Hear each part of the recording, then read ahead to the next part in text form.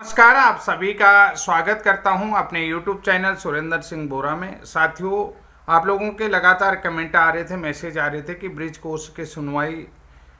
अब high court में कब है। ब्रिज कोर्स की सुनवाई आज 8 नवंबर को हाई कोर्ट में सुनवाई थी, लेकिन जैसा कि आप सभी लोगों को मालूम है कि चीफ जस्टिस की तरफ से एक सर्कुलर माननीय हाई कोर्ट में जारी हुआ होगा कि जो आउट केसेज हैं, यानी कि जो बाहरी केसेज हैं, वो शुक्रवार और शनिवार नहीं सुने जाएंगे, ठीक उसी तर्ज में जैसे माननीय सुप्रीम कोर्ट में होता है। यानी कि आप सभी लोगों को पता है कि शुक्रवार और शनिवार जो भी होते हैं कि जो गवर्नमेंट सरकारी जो केसेज होंगे, उन केसों को, जो पेंडिंग केसेज होंगे, उन केसों के संबंध में होगा कोई भी सर्कुलर, जो मेरे संज्ञान में इसी बात को लेकर के। और दूसरी बात ये चीज़ है कि कल शाम मेरी एडवोकेट साहब से भी बात हुई, तो उन्होंने भी मुझे इन्फॉर्म किया था कि बोरा जी, हो सकता है कल आपका केस नहीं लगेगा, और उन्होंने इस सर्कुलर के संबंध में मुझे अवगत कराया। तो फिर मैंने भी उनको, यानी कि एडवोकेट साहब को बोला था कि सर, मैं भी चाह रहा था कि ये केस कल ना लगे तो ज़्यादा अच्छा रहेगा।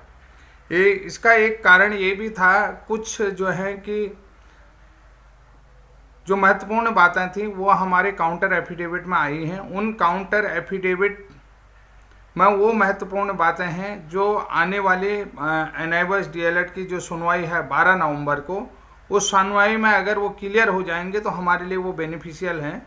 क्योंकि एनआईवर्स डीएलएड का जो केस था नंदन सिंह बोरा वर्सेज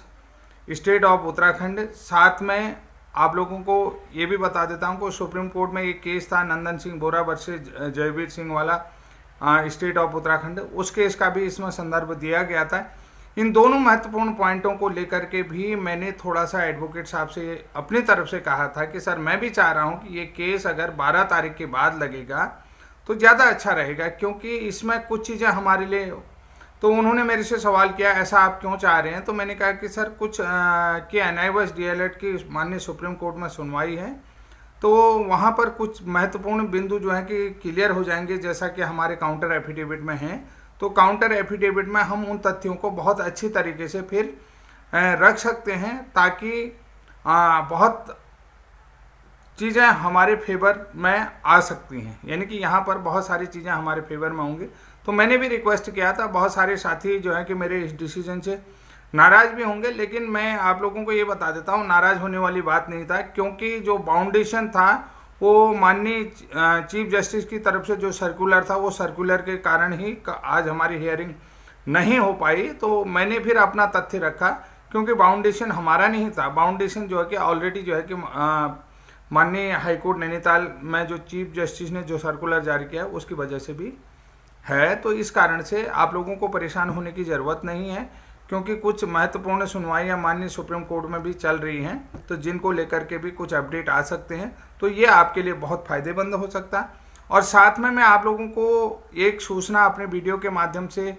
देना चाहता हूँ कि हमारे जो है कि प्राइवेट स्कूल में अंग्रेजी के प्रवक्ता हैं गैरसैंण में पूर्व विधायक मेरे ख्याल से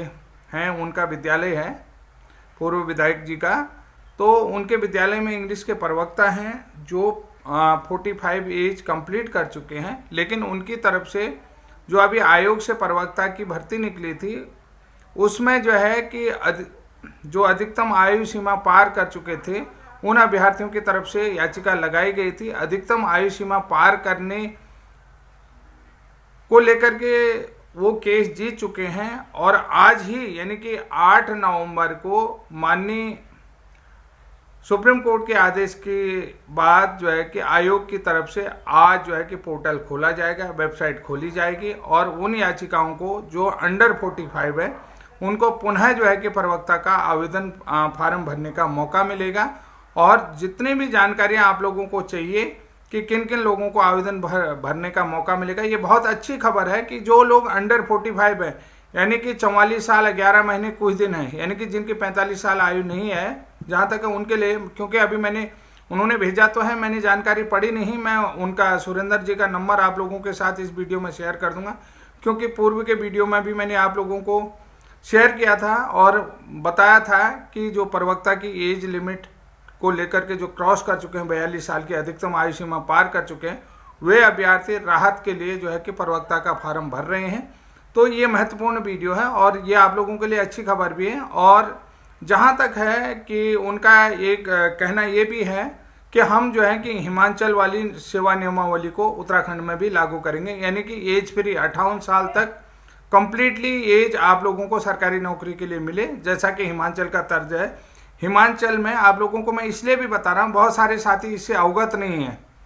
क्योंकि देखिए सरकारी नौकरी तो अभी मिलनी नहीं, बाय द वे किसी को मिलनी, बहुत सारे जो है कि वर्षवार का चक्कर है, वर्षवार के चक्कर में भी जो है कि लोगों का एज का लॉस होता है, उनको अवसर नहीं मिल पाता है, अगर वो योग्य भी होते हैं लेकिन उनको अवसर नहीं मिल पाता। इसलिए भी जो है कि 58 साल हिमाचल की तर्ज में जो सेवा नियमावली है वो बने और वहाँ पर एज जितनी भी सरकारी नौकरी हैं उन सरकारी नौकरी में केंद्रीय विद्यालयों की तरह 58 साल, जैसे केंद्रीय विद्यालय में 58 साल लिया जाता है, यहाँ भी 58 साल का करा जाए। हिमाचल में 2 साल के लिए भी अगर किसी व्यक्ति को सरकारी नौकरी मिलेगी तो वो निश्चित रूप से मिलती है, ये प्रावधान है। और हिमाचल के किसी भी व्यक्ति से आप पूछ सकते हैं, वहाँ के सरकारी रूल देख सकते हैं, वेबसाइट में जाकर के देख सकते हैं, वहाँ पर 58 ईयर का एज है और प्रवक्ताओं के लिए ये बहुत अच्छी खबर है। तो साथियों, आज का ये महत्वपूर्ण जानकारी देने का मेरा मकसद यही था कि उन ब्रिज कोर्स साथियों को परेशानी न हो, जो भी अपडेट है, क्योंकि मैं इतनी जल्दी वीडियो सुबह बनाता नहीं हूँ कि आराम से वीडियो बनाता हूँ, लेकिन आप लोगों के कहने पर जो है कि आप लोगों के सवाल जवाब आ रहे थे, ताकि मैंने कहा कि आपको इस वीडियो से अवगत कराता हूँ। तो साथियों, आज के लिए इतना है, तब तक के लिए जय हिंद, जय उत्तराखंड। आप सभी लोगों से यही उम्मीद करता हूं कि जो आने वाला आपका समय होगा ब्रिज कोर्स प्रशिक्षित हों, चाहे वो प्रवक्ता के अभ्यर्थी हों, सबका समय शुभ होगा, अच्छा होगा, मंगलमय होगा, कल्याणकारी होगा। अब सभी लोगों को इसी निवेदन के साथ एक बार पुनः बोलता हूं, जय उत्तराखंड, जय हिंद।